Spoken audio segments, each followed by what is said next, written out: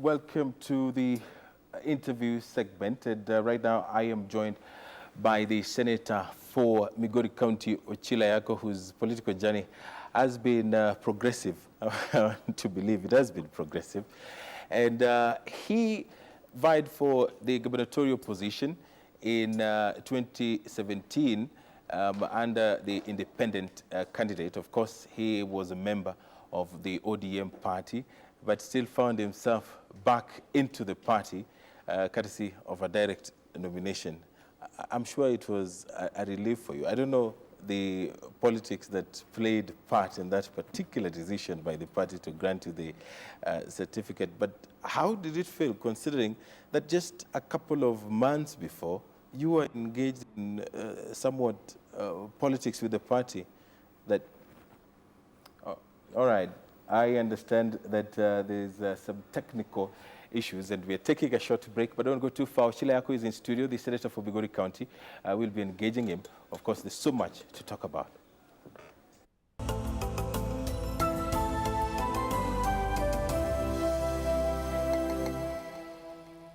All right, we are back. Thank you very much for keeping us company. In studio is the Migori Senator Ochillo Ayacko.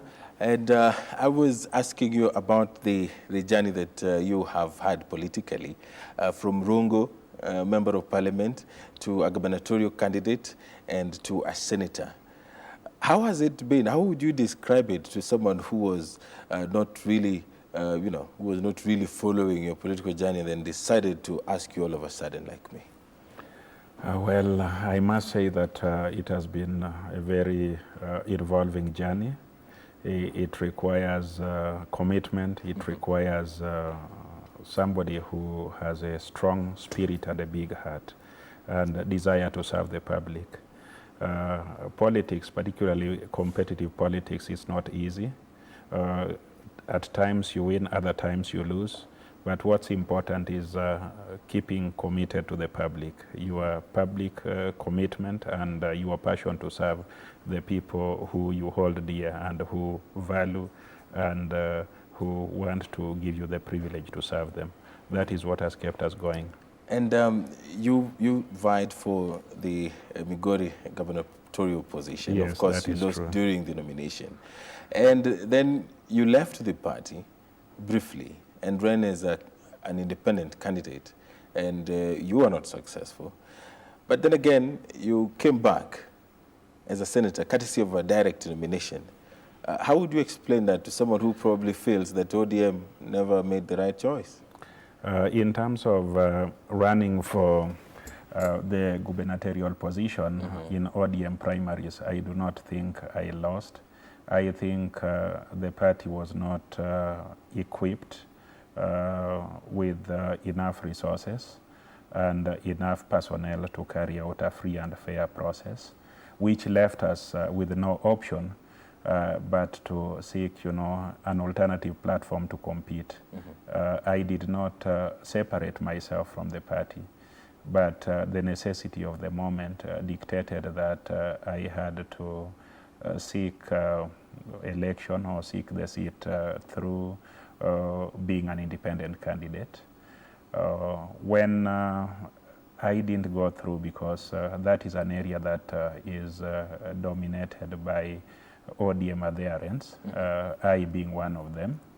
I took the matter to court because I felt aggrieved. Just like when you feel aggrieved, you have to go to court and try to find, a legal or a suitable solution to your difficulties.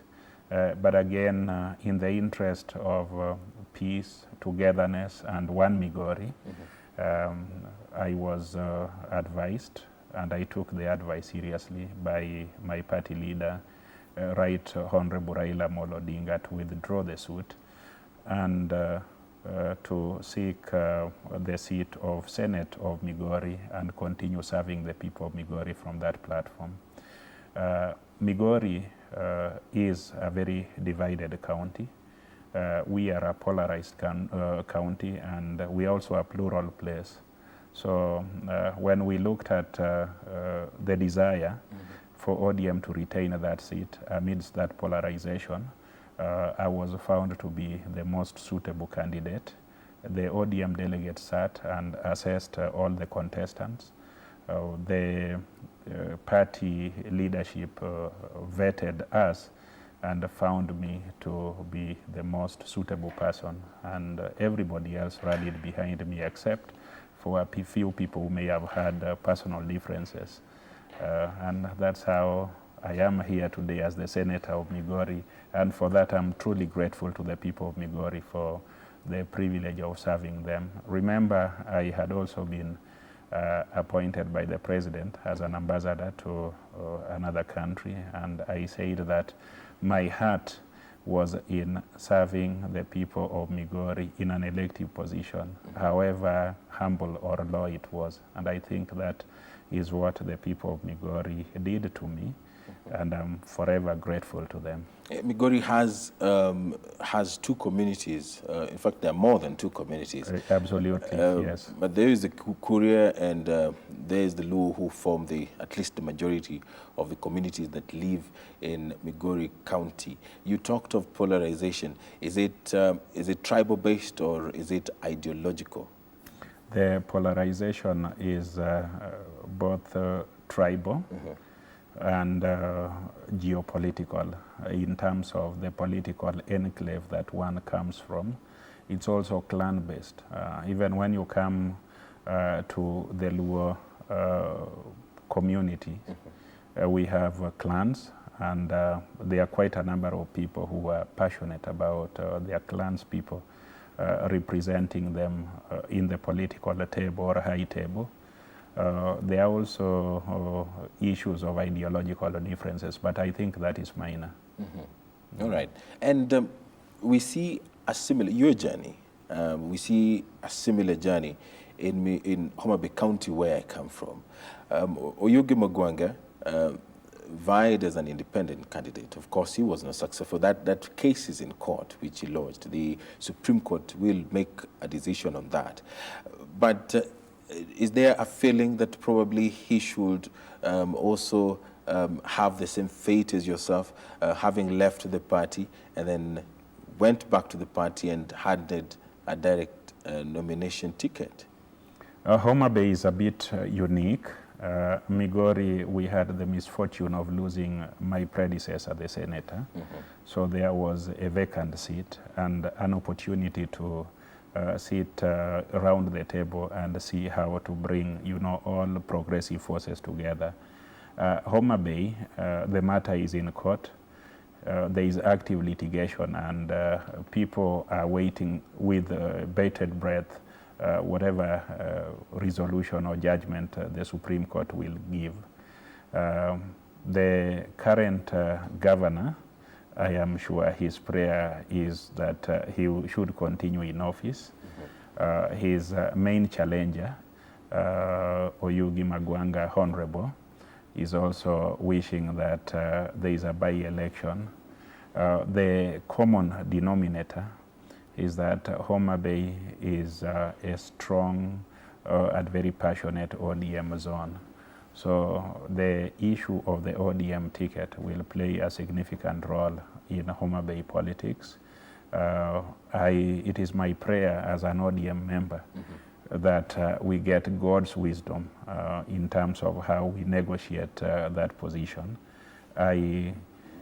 Right now I'm at tenterhooks. I really don't know how we'll resolve it, but it's a difficult situation. And in event that we fail to amicably resolve it, I believe that we will have to seek the authority of the electors, the voters in Homa Bay.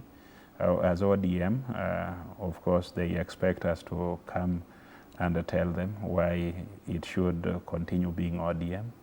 And those who will be running on other tickets will also will be expected to come and explain why they think they deserve, having Homa Bay as a county where another party is running the show or an independent candidate is running the show. ODM in Nyanza has been termed as a party that is not giving platform to young people.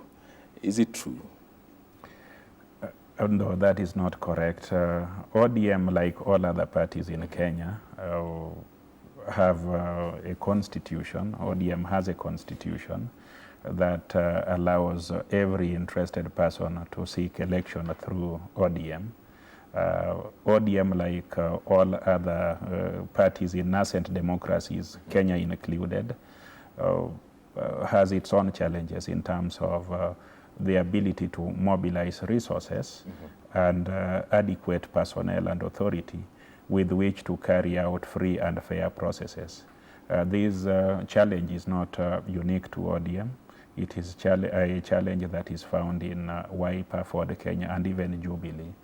In areas where a particular political party is dominant, like ODM is dominant in Nyanza and Jubilee is dominant either in Rift Valley or Central, you will find that there is a very fierce competition for the party ticket, because once you have the party ticket, you are likely to get elected to the post that you are seeking. So that is why there is always a tension around the nomination of ODM. Young people, unfortunately, are not well resourced. Young people may not enjoy what we call name recognition that is wide enough, so they get disadvantaged. But ODM as a party has always encouraged young people. If you look at the county assemblies where ODM is dominant, you will find that it has a galaxy of promising young people, both men and women. All right. And speaking of Wiper, Amani National Congress, Ford Kenya, currently there is some infighting, let me call it that. Embakasi South by-election is coming up, and Wiper is feeling that ODM is not playing its part in terms of cohesion. Wiper feels that since they won the seat, they deserve to retake it again. But ODM has given Sumra the go-ahead. Don't you think that this infighting probably might cost the party, considering the fact that ODM and Wiper in 2017 were engaged in such infighting that cost you in counties such as Kwale, for example? I think if we take Embakasi as a case study, this is a very good case study.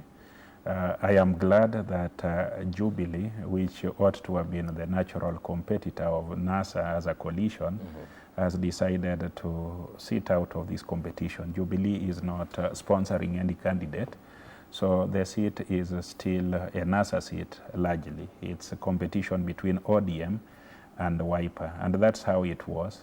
It was ODM-sponsored candidate, Honorable Sumra, who went to court to challenge his loss or what he felt was false declaration of the Wiper Honorable as a winner of that seat. So basically, what is going to happen, NASA as a coalition is not likely to lose that seat.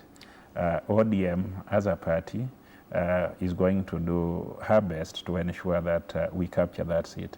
And generally, when you look at pre-election coalitions, you will find that it is the coming together of political parties with a singular objective of capturing power so that they can use the power to deliver the services that they individually and collectively promised their supporters. When that power is not captured, the scenario changes. You find that each party will find a way of trying to survive before the next general election. So each party will find a practical solution to how it needs to survive. You remember the incident of Parliamentary Service Commission's lot, where Wiper insisted that their member had to be represented or had to represent them in Parliamentary Service Commission. You remember the jostling for committee places in both the Senate and the National Assembly.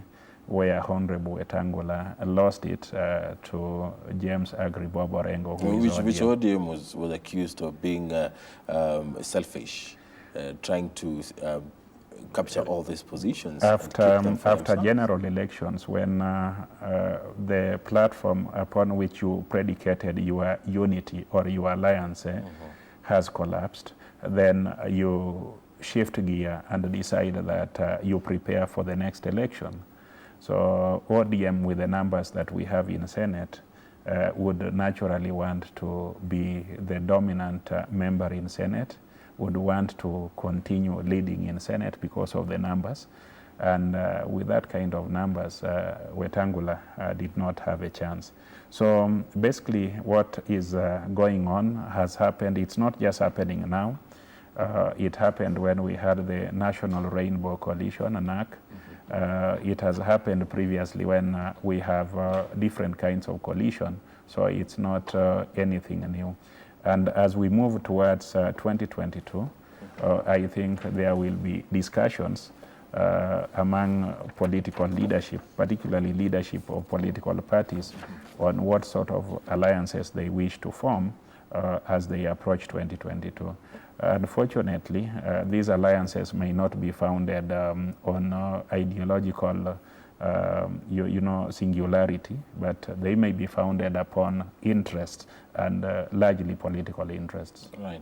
And I know 2022 is coming. We are a country that is really political.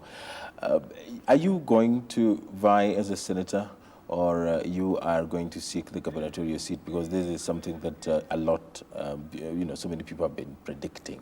You have you introduced me by saying that I have been doing politics progressively, and I am keenly watching the space. Right. I started out 2017 seeking the gubernatorial seat. The current holder of that office will not seek to defend that seat because he is constitutionally barred from seeking another term, which means there is an opportunity there. A progressive politician, enjoys exploring opportunities. And God willing, will explore any opportunity that is available. What will be driving my agenda is the need to serve the larger public in Migori and the nation in any capacity that will be available. And we are keenly looking at what is going on. But again, as you know, Migori County is an ODM zone, and ODM will have the final say as to who will be flying which flag or in which post. All right. I'm just praying that I will get to fly the right flag. Okay. The Parliament is resuming this month. Any bills from you? Well, we are trying to look at various things. From Migori County, we are very concerned with the situation, which is sugarcane farming, milling, and trading in sugar.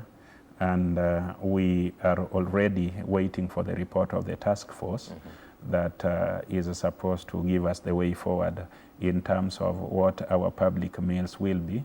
In Migori County, we host Sony Sugar Company. The farmers there have not been paid.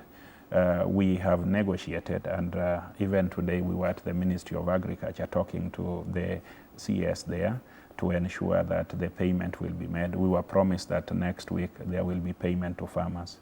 The factory is old, inefficient, and unable to effectively and efficaciously deliver the output that it's supposed to deliver.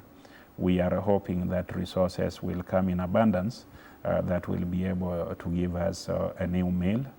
And of course, suppliers and employees of Sony have not been paid. These are things we are pushing for. All right. And more importantly, we know that the issue of good governance, because all these things are done within the sphere that there is good governance. We continue to push that the leadership of those factories exhibit the right qualities of good governance. We have challenges along the lake. The task force on sugar will definitely recommend certain pieces of legislation, and I will support legislation that will ensure efficiency, will ensure continuity and a prompt payment of farmers, employees, and of course the traders. Along the lake, we have been having attacks from neighboring countries. Fortunately, the president put together a team led by the minister or the CS in charge of interior and coordination. We are already negotiating solutions to this, and of course bringing or trying to regenerate fish in the lake so that our people have fish. All right. And mining and other things. All right. Thank you very much, Senator Ochillo. I wish we had more time, but of course you can always come back. You're welcome. Thank you for the opportunity, and thank you for the good job you are doing here. Asante sana.